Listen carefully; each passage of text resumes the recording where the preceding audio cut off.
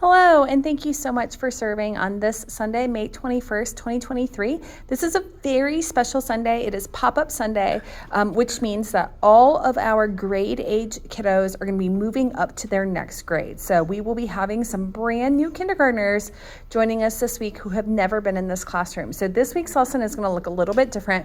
So I'm going to show you the parts that'll be different. The time before the kids get here is the same. When they arrive, it will be the same in general. They will be just doing those centers. However, during this time, I highlighted this part because we are going to have a photo backdrop. Depending on the weather, it will be outside or it will be in the check-in room. But it's looking like it should be good weather, so it will most likely be outside. Bethany is the one that is making this photo backdrop for us, so she will be able to guide you because she is teaching this week, so she can tell you where it's located. What I would like for you to do while the kids are arriving and working on their centers is bring them outside as kind of quickly as you can to get their photo with that backdrop. We want a photo of each kid separately. If you have siblings in there and could get a photo of sibling sets too, that would be awesome. But the main focus during this craft time is to try and get our brand new third through fifth graders photos taken because they will be going upstairs after our worship time. So we want for them to try and get as much of that done as they can. So then at 10:10, you're going to do the song for shared worship, which is Good, Good Father. So you're going to log onto our YouTube account, go under Lindsay, find the playlist that is for Oaks, and you will find that song in there. So the third through fifth graders are going to exit at this time, and instead of going upstairs, they're going to go to the sanctuary first. It's going to be different than normal. So what we have been told is that right after the passing of the peace, the kids will be, they'll be bringing those brand new sixth graders. So our fifth graders who are now leaving us will be going up to get a special presentation. And we would like for our third through fifth graders to see this presentation so they kind of understand the milestone that's going to be coming up for them. So we will keep in contact with Kristen about this. I will be texting you when I can tell it's coming up to make sure those third through fifth graders can come and join us in the back of the sanctuary. They don't need to sit. They can just come and stand in the very back and kind of watch the presentation. They're going to get a brand new journal and I believe a Bible as well. And so after they receive those gifts, then those third to fifth graders can continue upstairs. Mama. So at that point, Mama. Both groups, before I move on, in the morning, as those brand new kindergartners are arriving, there are 10 of them. I'm not sure how many of them will be here this week, but I would like for them to be paired up with someone that they feel comfortable with who has already been in this classroom.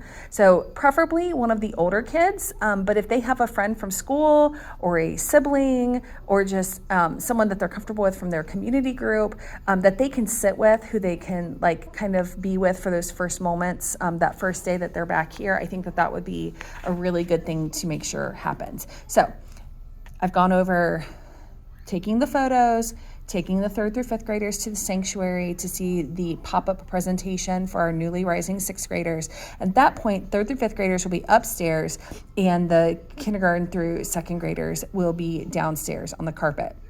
So first, before you do memory verse, welcome those brand new kindergartners. If you're upstairs, welcome those brand new third graders and go over the class rules. We need to take our time to make sure that they understand what the expectation is in the class so that we can continue that behavior plan that we set up with the kids a few months ago. So go over the memory verse. This week, all they're adding is Genesis 2:3. So just go over that a few times together, like usual. And then also do, like usual, our prayer time. Following that, you're going to have a quick Bible story lesson. It's 152, God's Word is Living. I did not put any questions with it this week for the sake of time. So you're just going to read the story together. Again, if you're in K through 2, teacher will read it out loud to the kids. If you're in 3rd through 5th, those kids can read it out loud to the group if they're comfortable. We go around the circle and let each kid have a turn reading a paragraph. Following that, they're going to look where that's located in the Bible, and it is in Hebrews 4:12 through 16. K through 2 might need a lot of support with locating it, especially our brand new kindergartners. Maybe just helping them find that index at the beginning I'm sorry, it was probably a table of contents, maybe is what it's considered, where they look for the name of the book of Hebrews and they see what page it starts on, and have a buddy help them to get there. Maybe they don't even have a Bible this week, but let them look on with a partner so they understand the process that we're doing this. If you're in 3rd through 5th, they should be able to look it up on their own and read it independently before the teacher reads it out loud with them to kind of understand the context of our story this week, that God's word is living. So, our craft is different this week. Both groups are just going to get a chance to chalk the sidewalk, and also to, we're going to be doing some bubbles. So I have bins of chalk and a pretty heavy duty bubble machine ready to go. The kids upstairs will need chalk, but because we don't know for sure what the weather is going to be for Sunday, I'm going to leave all of it downstairs to the left of that white bookcase when you first enter. So if you are going upstairs with 3rd through 5th graders, grab that chalk with you if you know that it is nice outside and you're going to be chalking outside upstairs. So our upstairs kids are going to chalk on that sidewalk right outside the door, with the expectation that they do not go into the parking lot. If you're downstairs, you're going to go where the basketball courts are. Don't go any further past that. We don't want the other classrooms to get distracted if they see some of these other kids out there. Be pretty specific with them about chalking the sidewalk. They can write their name, they can write favorite Bible verses, they can draw nice spring and summer pictures, nothing inappropriate. If they are tempted to do that, then they can lose the activity and come back in the classroom. So chalk, bubbles, capture any pictures for kids who were maybe missed during check-in time. If anyone showed up late, make sure you get photos of the background props for all of them, and text them to me so that I can get copies made for parents.